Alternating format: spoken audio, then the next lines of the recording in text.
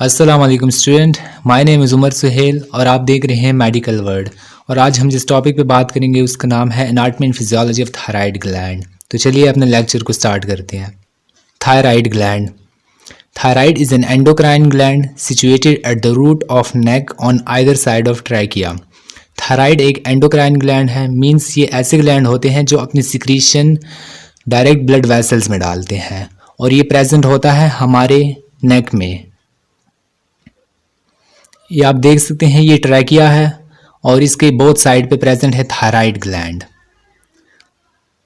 It has two lobes which are connected in the middle by an isthmus।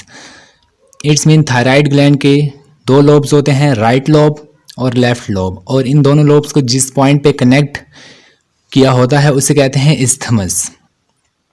Third point, its weight about 20 to 40 gram in adult. और thyroid gland का जो wait होता है वो 20 to 40 ग्राम होता है adult में। It is correspond to vertebral level C5 to T1। अगर हम वर्टिब्रल कॉलम के हवाले से देखें तो इसकी जो लोकेशन बनती है वो बनती है सर्वाइकल 5 से लेके थोरैसिक 1 तक। मींस इसमें आते हैं C5 mean cervical 5, cervical 6, cervical 7 और thoracic 1। Function of thyroid gland. Thyroid gland का फंक्शन क्या है और ये कौन कौन से हार्मोन सिक्रिएट करता है, ये हम इसमें पढ़ेंगे।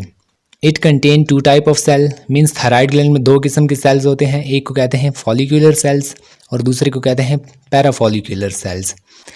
जो फॉलिक्यूलर सेल्स है ये सिक्रिएट करते हैं T3 जिसे हम ट्राईआयोडोथायरोनिन भी कहते हैं, और दूसरा है T4 जिसे हम थायरोक्सिन भी कहते हैं।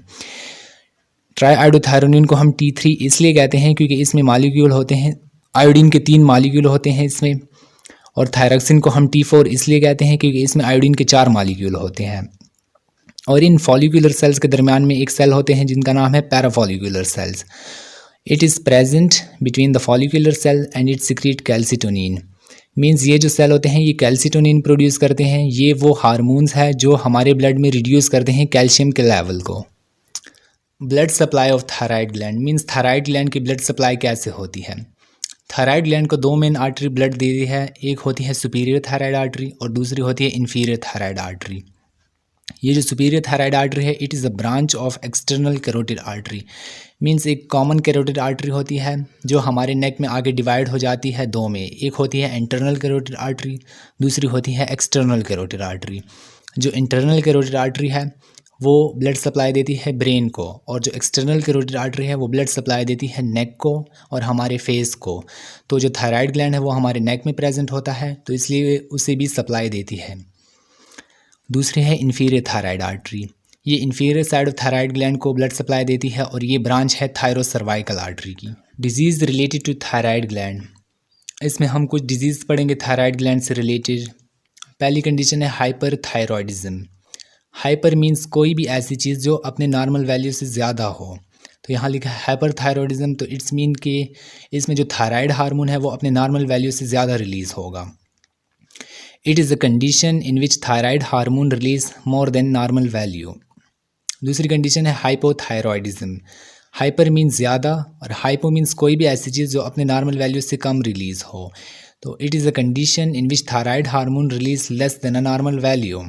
इसमें जो थायराइड हार्मोन होता है वो अपने नॉर्मल वैल्यू से कम रिलीज़ होता है। थर्ड कंडीशन है goitre. It is a condition in which thyroid gland enlarge in size due to deficiency of iodine. Goitre एक ऐसी कंडीशन है जिसमें थायराइड ग्लैंड जो होता है वो अपने साइज़ में इनलार्ज हो जाता है बिकॉज डेफिशिएंसी ऑफ आयोडीन।